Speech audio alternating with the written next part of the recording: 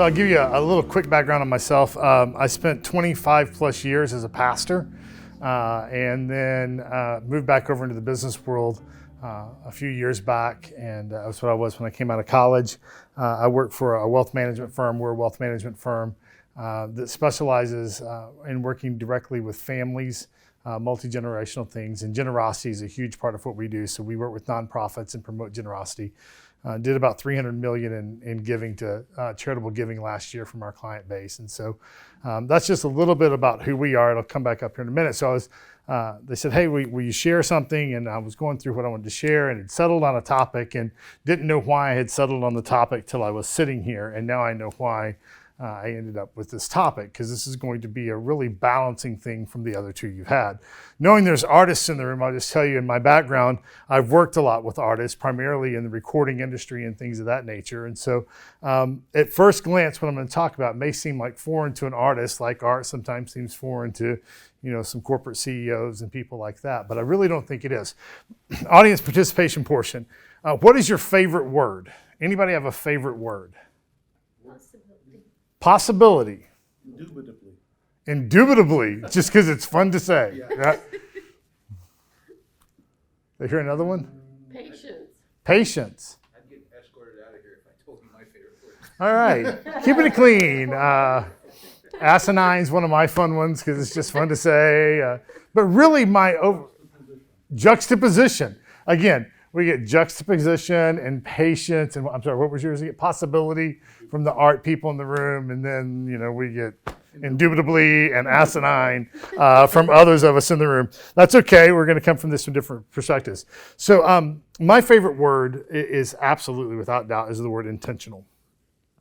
What does it mean to live life intentionally? And at some point, maybe I'll get a chance to share with you some of the other stuff we do in relation to stewardship and in different areas to apply this. But a word I got introduced to, I'd come out of college and I graduated from God's University in College Station, Texas A&M University.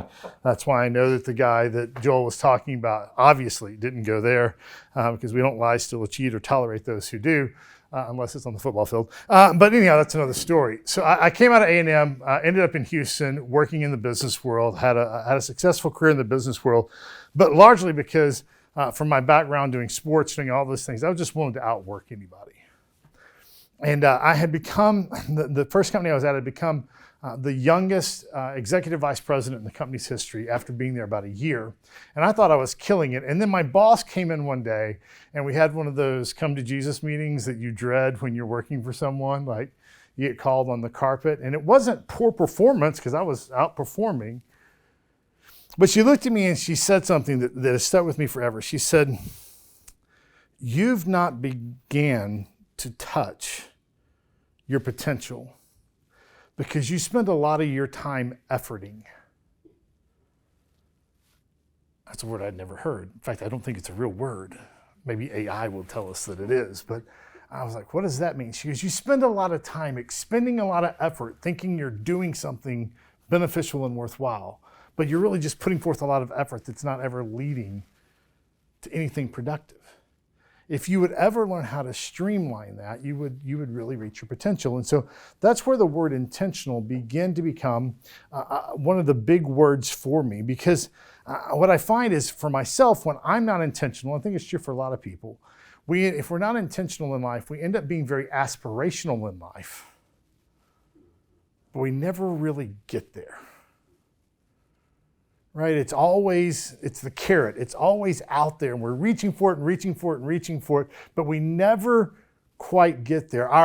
We'll say things like our want is greater than our ability. And that's not necessarily true. Sometimes it's just because we haven't figured out how to be intentional and how to plan out what we're going to do. So one of the first things I tell people in our company and the guys I get to lead and mentor is you have to have time in your week that you plan for planning. You have to plan your plan. Now, I grew up doing sports and athletics and did all the way through college. And we never went into a game without a game plan. We never showed up and let's just see who they start at these different, let's see what they run on their first 3 plays. No, you go in having done your research and having going in with a plan. And so by planning your work, you give yourself the ability to make the adjustments. You were talking about this piece of art and how you started off with a plan, right? But out of that plan, you made adjustments to it. But the ability to be flexible flows out of having a plan. In fact, we like to use the word flexible a lot. Like, I want a flexible work schedule. That person's really flexible. If you study engineering at all and you look at buildings, the largest, tallest buildings in the world sway in the wind. In fact, if you ever want a crazy experience, years ago I was in St. Louis City, and you can go up in the archway, the Golden Arch, right? You can go up in the big arch, not the Golden Arch, I guess that was McDonald's. I'm hungry. We're doing this during lunch hour.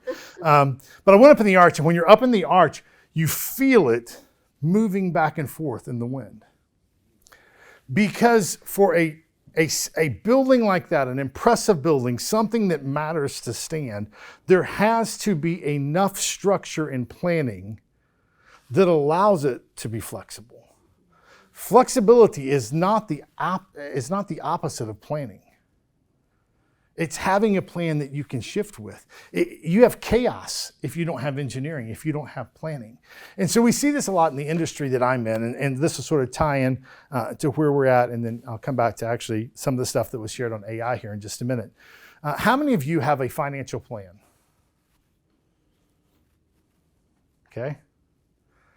It's about right. So less than 9% of people in America have a financial plan written of any sort. And when you dig into that, most people think a written financial plan means a budget. Not to destroy anybody who might have raised your hand then, but if you think your financial plan is your budget, they're not the same thing. A budget is just a recording of the money that you're already spending. And what happens if you don't have a plan when it comes to finances, or if you think your budget is your plan, is you end up in really bad situations. And we see it all the time. We see it in our society all the time right now. There are numerous cases we could look at and why our economy is the way it is. If you're just operating off as a budget as your financial plan, then usually what people don't record in their budget is how they're going to spend their discretionary money. There are some great programs out right now to go through and track your credit cards and find all the monthly expenses that people have that they don't even realize they're paying.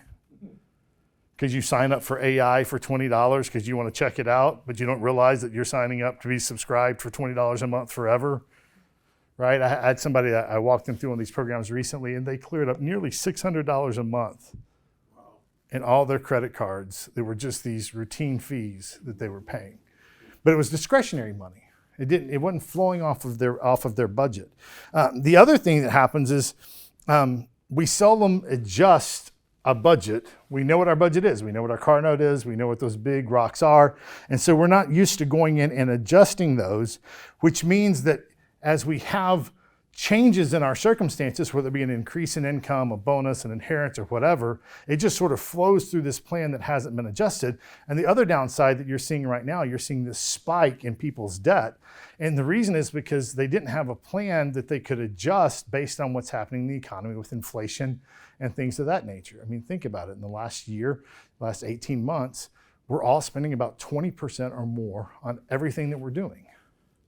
And if you're just going along with the flow on that, you eventually look down and realize that you are in a bad place.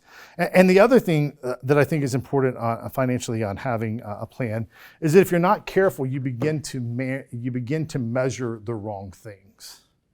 And this can be true of financial planning of anything. If you're just sort of going with the flow of things and you don't have any plans in place, you can begin to fall into measuring the wrong things, which is really what efforting is really all about. So one of the things we do with our clients all the time, we run into this, and some of you may feel, I won't make anybody raise their hand if you've ever been guilty of this. We run into people all the time that come to us and go, hey, we get calls from clients. Hey, I was talking to Billy down the street, and I'm really concerned. I got my account statement. And I'm only up 6% for the year. Billy's up 24%. We have to have a meeting. I'm going to have to move with his guy. Well, why? Our plan wasn't to try and see how much we could do. Our plan was to get you from where you are to the goals, taking on the least amount of risk possible. You're measuring to the wrong thing. Why are you measuring to Billy? You're on track to get where you want. And when you start measuring to the wrong thing, there's a whole school of psychology that shows how it gets you off track. So we had a client, give you an example of how this can happen. We had a client about 18 months ago who had he had invested $180,000. We didn't advise him on this, $180,000 in the new cryptocurrency. Went all in. Why? Because he was talking to his buddy down the street who had invested in a crypto and had really good returns. $180,000 he goes in. We're like, you're nuts. What are you doing? You're crazy. Don't. He comes and meets with us about 3 or 4 months after that. It's valued at $90 million. And he's sort of like holding it in our face like, ha ha, I'm smarter than y'all are, right? Still has no plan. So we're sitting with the guy going, we have your original plan. Will you sell half of it? Sell half of it, you'll be set for life. No, I'm going to ride this until I'm a billionaire. And within 6 months, zero. Why? Didn't have a plan and was measuring against the wrong things. And that's what happened for us financially with greed, but it happens in relationships, it happens in lots of places. We measure to the wrong things. If you've been married, I've been married 26 years. One of the things I learned early on is I can't measure my marriage against anyone else's marriage. If I do that, my marriage is going to fall apart. Right? Because my wife's not their wife. And their husband's not me. So we have to measure in where we are within the confines of what God has called us to. And then I think it's really important to have a plan if you're going to use AI. Jump on where you are. And I think this is where you were going with this. And that is knowing what your parameters are. So as you're using these things, you're using them in a responsible way that helps you achieve your goals.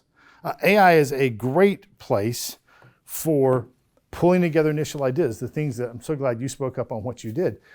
Let's understand that all AI is written with a worldview.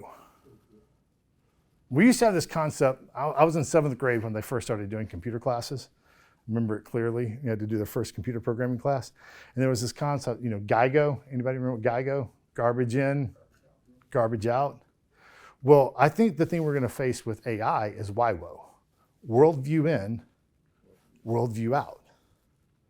Imagine, and I just picked up on this when you were doing the thing, right?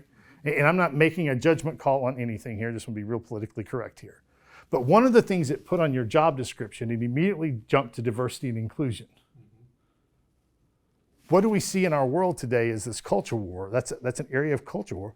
Well, it jumped there because somebody has programmed into it that that's a factual standpoint that needs to exist by. And so I actually think it'd be really interesting to see sort of two AIs develop separately with different worldviews. But the point of this is having your plan of what you're wanting to use AI for allows you then to go through that and create for the right things. I just used AI last week to write a big project I had to get done. But one of the things I had to do is go through it knowing who we are as a company, knowing what my clients' needs were, and edit the things out that didn't fit. But it all comes back to that part of being intentional. Have a plan, work the plan.